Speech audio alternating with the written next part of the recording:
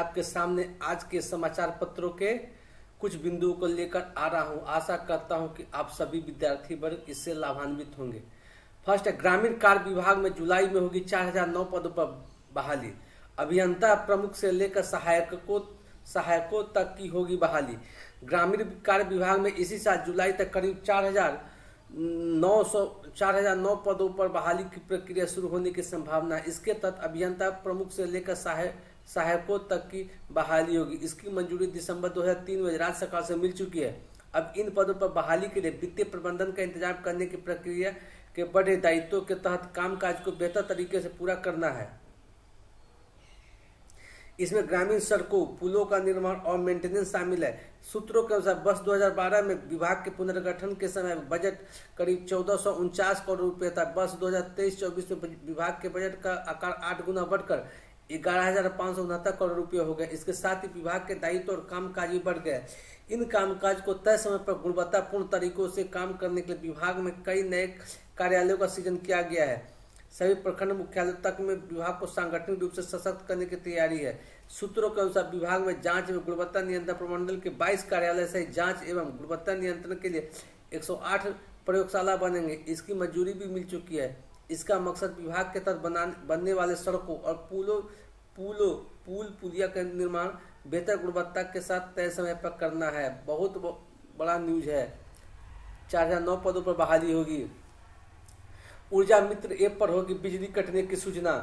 पटना शहर में बिजली शटडाउन की सूचना उपभोक्ताओं को अब ऊर्जा मित्र ऐप पर दी जाएगी। इस ऐप पर उपभोक्ता इसकी जानकारी ले सकते हैं कि किस फीडर में कितनी देर व कब बिजली काटी जाएगी, वह उपभोक्ताओं के घरों में कितना यूनिट तक बिजली खर्च हो रहा है। इस ऐप पर बिजली से संबंधित अन्य जानकारी भी साझा की जाएगी।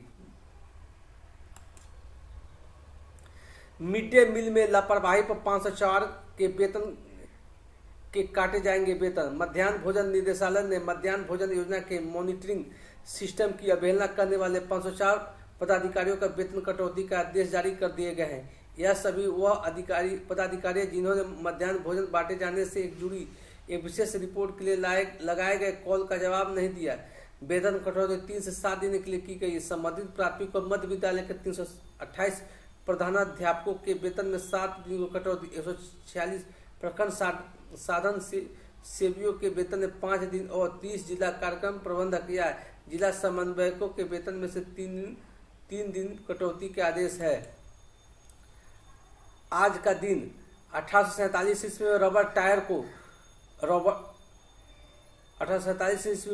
टायर को रॉबर्ट डब्ल्यू थॉमसन ने पेटेंट करवाया था। 1929 ईस्वी में भारत के प्रसिद्ध ठुमरी गायिका गिरिजा देवी का जन्म हुआ था। क्वेश्चन पूछ सकता है गिरिजा देवी कौन सी गायिका थी, तो ठुमरी गायिका थी। नेक्स्ट, 1980 ईस्वी में विश्व स्वास्थ्य संगठन ने चेचक स्मॉल पॉक्स के उन्मूलन की घोषणा की थी। क्लैट 1 दिसंबर को 2025 से क्लैट 1 दिसंबर को जुलाई से शुरू होगा रजिस्ट्रेशन। BA LLB में 3241 व LLM में 1248 सीटों पर मिलेगा एडमिशन। क्या है?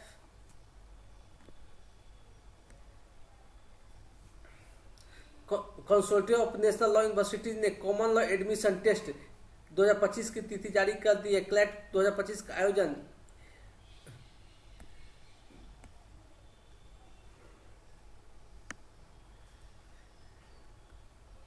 1 दिसंबर को किया जाएगा। परीक्षा दोपहर 2 बजे से शाम 4 बजे तक होगा। वहीं इस परीक्षा में भाग लेने के लिए रजिस्ट्रेशन प्रक्रिया जुलाई के मध्य में शुरू होगी। इस परीक्षा के जरिए उम्मीदवारों को देश के 24 प्रतिष्ठित में प्रवेश मिलता है। NLU में BA LLB में 3241 और LLA में 1248 सीटों पर एडमिशन दिया जाएगा। इसके अलावा 60 से अधिक निजी और सरकारी लॉ स्कूल में क्लैट स्कोर के माध्यम से प्रवेश मिलता है। General, OBC, PWD, NRI, OCI category के उम्मीदवारों को इसके लिए 4,000 रुपये आवेदन शुल्क देना होगा। वहीं SC, ST और BPL कैटेगरी के उम्मीदवारों को 3500 रुपये शुल्क देना होगा। सिलेबस, आवेदन और काउंसलिंग प्रोसेस के बारे में जल्द दी जाएगी जानकारी।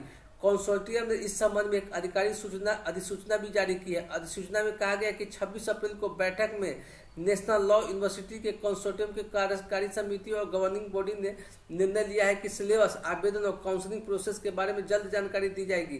क्लैट विशेषज्ञों और लॉ लॉ प्रेप ट्यूटोरियल के को फाउंडर अभिषेक गुज्जर ने बताया कि क्लैट की ओर से LLB, LLM समेत लॉ के विभिन्न यूजी और पीजी कोर्सेज में एडमिशन मिलता है। जिन छात्रों ने किसी मान्यता प्राप्त बोर्ड से कम 45% अंकों के साथ 12वीं पढ़ाई की है वे क्लैट यूजी में भाग ले सकते हैं। SC/ST श्रेणी में के उम्मीदवारों के लिए 40% है। वही क्लैट पीजी 2024 के लिए छात्रों के पास बार काउंसिल ऑफ इंडिया या मान्यता प्राप्त संस्था से कम 50% अंकों और SC/ST उम्मीदवारों के मामले 45% के साथ LLB की डिग्री होना आवश्यक है। LLB के अंतिम वर्ष के छात्र भी क्लैट 2025 के लिए आवेदन कर सकते हैं। 5 सेक्शन में पूछे जाएंगे प्रश्न। क्लैट में 5 सेक्शन में पूछे जाएंगे प्रश्न। क्लैट 2 घंटे का होगा।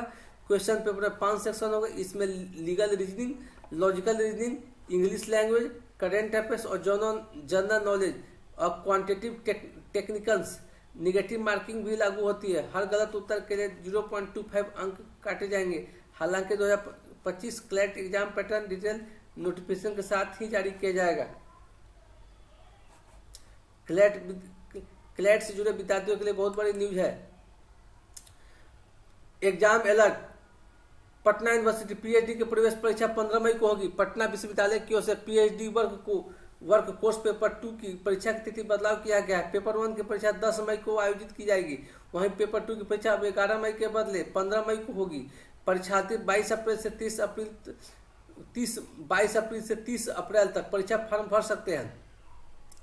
इनमें मिनिमम क्वालिफाइंग मार्क्स प्रत्येक पेपर में 55% रखा गया है। PPU पाटलिपुत्र यूनिवर्सिटी 9 तक भरे परीक्षा फॉर्म। पाटलिपुत्र यूनिवर्सिटी ने CBCS के दूसरे सेमेस्टर में परीक्षा फॉर्म भरने की तिथि बढ़ा दी है। विश्वविद्यालय के परीक्षा नियंत्रक डॉक्टर मनोज कुमार के अनुसार 2 मई तक अंतिम तिथि समय थी, जिसे 100 रुपये विलम्ब शुल्क के साथ विस्तारित करते हुए 9 मई तक किया गया है। परीक्षा 16 मई से संभावित है। कुलपति प्रोफेसर RK सिंह की अनुमति से 9 मई तक बढ़ा दी गई है। मार्क्स वेरिफिकेशन का नोटिस जारी। CBSE की ओर से 10वीं और 12वीं बोर्ड परीक्षा का परिणाम 20 मई के बाद जारी किया जाएगा।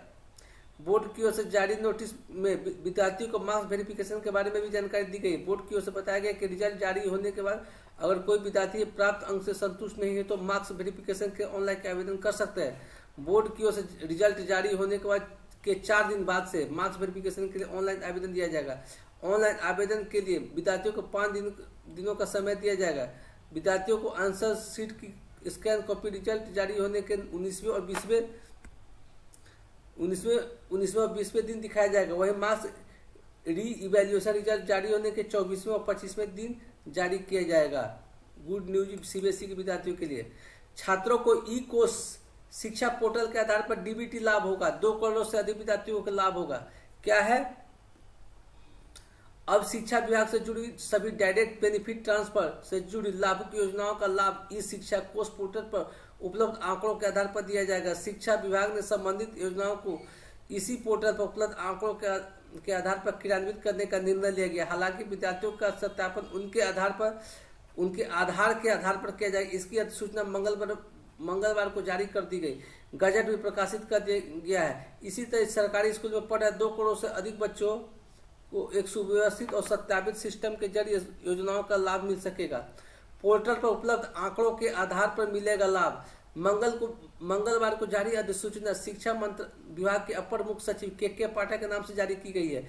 अधिसूचना के मुताबिक DBT से संबंधित योजना मसला मुख्यमंत्री बालिका साइकिल योजना, बिहार शताब्दी मुख्यमंत्री बालिका पोशाक योजना, मुख्यमंत्री किशोरी स्वास्थ्य कार्यक्रम योजना, मुख्यमंत्री बालिका इंटरमीडिएट प्रोत्साहन योजना, मुख्यमंत्री बालक बालिका प्रोत्साहन योजना, मैट्रिक प्रथम श्रेणी एवं छात्रवृत्ति आदि का लाभ ई शिक्षा कोष पोर्टल पर उपलब्ध आंकड़ों के आधार पर देने का निर्णय लिया गया है। अधिसूचना के अनुसार भारत सरकार ने विभिन्न केंद्रीय विभागों की नियमावली के अनुसार KYC हाँ ना के आधार पर ई शिक्षा कोष पोर्टल के तहत सरकारी स्कूलों में नामांकित विद्यार्थियों के सत्यापन के लिए आधार प्रमाणीकरण के प्रयोग के लिए भारतीय विशिष्ट पहचान प्राधिकार की सहमति से अवगत कराया है। Good news.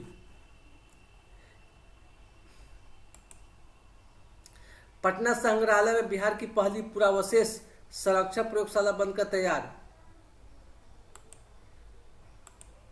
देखिए क्या है। राज्य के सबसे पुराने संग्रहालयों में से एक पटना संग्रहालय में बिहार की पहली पुरावशेष संरक्षण प्रयोगशाला बनकर तैयार हो चुकी है।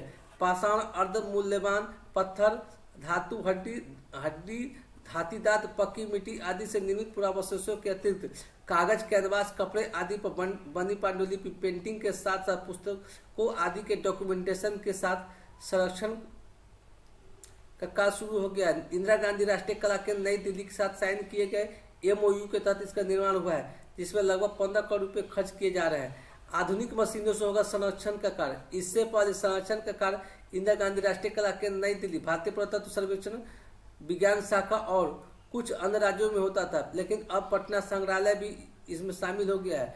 पटना संग्रहालय के संग्रह कक्षों, स्ट्रॉन्ग रूम और कॉम्पैक्टर रूम में पुरावशेषों को सुरक्षित और समुचित रूप से रखा गया है, जहां डिजिटल डॉक्यूमेंटेशन का कार्य किया जा रहा है। डिजिटल डॉक्यूमेंटेशन के बाद संग्रहालय में बनी प्रयोगशाला में संरक्षण कार्य किया जाता है। प्रयोगशाला के लैब 1 व लैब 2 में पुरावशेषों के संरक्षण का कार्य आधुनिक मशीनों से किया जाता है।